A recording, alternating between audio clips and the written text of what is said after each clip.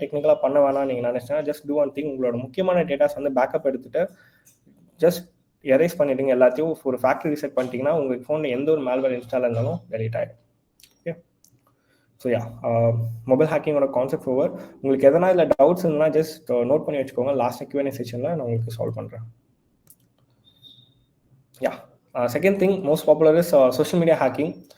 So social media ஹேக்கிங்கிறது வந்து இப்போ கூட ரீசெண்டாக சில மூவிஸில் வந்து அவங்களோட சோஷியல் அக்கௌண்ட்ஸை ஷேர் பண்ணுறதை பற்றி சொல்லியிருப்பாங்க. அண்ட் அதே வந்து நம்ம ரிமோட்டாக ஹேக் பண்ணி அந்த அக்கௌண்ட் வந்து எடுக்கணுன்ற மாதிரி சில பீப்புள்ஸ் வந்துருக்காங்க. ஸ்டில் ஐம் கெட்டிங் ஒரு ஹேக்கர் வந்து இது வந்து டெஃபினட்டாக வந்து பண்ண மாட்டாங்க. Because I'm a security researcher.